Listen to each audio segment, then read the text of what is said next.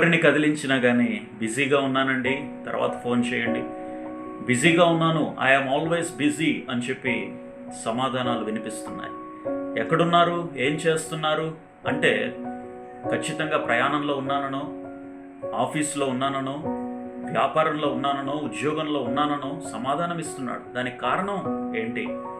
మనిషి నిత్య బిజీగా మారడానికి, ఎప్పుడు కూడా హడావిడి జీవితం, ఉరుకుల పరుగుల జీవితంలో మారడానికి కారణం మనిషి గమ్యము డబ్బు సంపాదించాలి అనేటువంటి ఆకాంక్షతో ముందుకు సాగుతుంది. కానీ ఒక్కసారి డబ్బు సంపాదనే ధ్యేయంగా మనిషి ఉరుకుల పరుగుల జీవితాన్ని, ఆరోగ్యాన్ని సైతం పణంగా పెట్టి తన జీవితాన్నే త్యాగం చేసి మనిషి ముందుకు సాగటానికి కారణం డబ్బు సంపాదనే ధ్యేయంగా మనిషి ముందుకెళ్తున్నాడు. కానీ ఒక్కసారి నువ్వు వెనక్కి తిరిగి చూసుకుంటే నీకు ఏం మిగిలింది అనంటే ఉద్యోగము, వ్యాపారము, ప్రయాణాలు, నీ యొక్క అనారోగ్య సమస్యలు ఇవే మిగులుతాయి. కానీ నీవు కుటుంబంతో గడిపినటువంటి అద్భుతమైనటువంటి మధుర క్షణాలు ఎప్పుడైనా కానీ నీకు జ్ఞాపకం వస్తాయా అనంటే ఖచ్చితంగా రావు. నీ కుటుంబంతో ఎప్పుడైనా నువ్వు భోజనం చేసావా? నీ పిల్లల స్కూల్ మీటింగ్స్కి ఎప్పుడైనా అటెండ్ అయ్యావా? నీ భార్యతో చక్కగా ఎప్పుడైనా సమయాన్ని గడిపావా? ఎప్పుడైనా కుటుంబం అంతా కూడా కలిసి ఎక్కడికైనా పర్యాటక ప్రదేశానికి విజిట్ చేశారా? చక్కగా ప్రకృతి సౌందర్యాలని కుటుంబం అంతా కూడా కలిసి ఎప్పుడైనా ఆస్వాదిస్తూ భోజనం చేశారా? అది కదండి మనిషికి కావాల్సింది.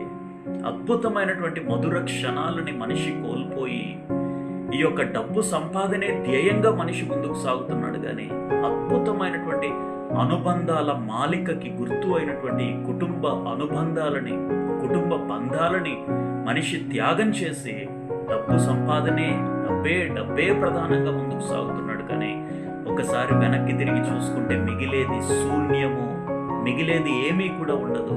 నీ కుటుంబంతో నీవు గడిపినటువంటి అద్భుతమైనటువంటి క్షణాలే నీ జీవితంలో మధుర ఘట్టాలుగా మిగిలిపోతాయి. ఖచ్చితంగా ఇటువంటి అనుబంధాలు, మధుర స్మృతులు జీవితంలో నిజంగా అద్భుతమైన ఘట్టాలుగా మిగిలిపోతాయండి. అలా కాకుండా ఎప్పుడు కూడా బిజీ, నా జీవితం నాదే, నా గమ్యం నాదే, నా లక్ష్యం నాదే, నా రహస్యాలు నావే, నా బ్రతుకు నాదే అని చెప్పి ఎప్పుడూ కూడా ముందుకు సాగుతున్నాడు మనిషి. ఒక్కసారి ఆగి ఆలోచించండి. నీ జీవిత గమ్యానికి అసలు సిసల దిశానిర్దేశం చేసేది ఏంటి అనంటే నీ కుటుంబంతో నువ్వు గడిపినటువంటి మధుర క్షణాలే.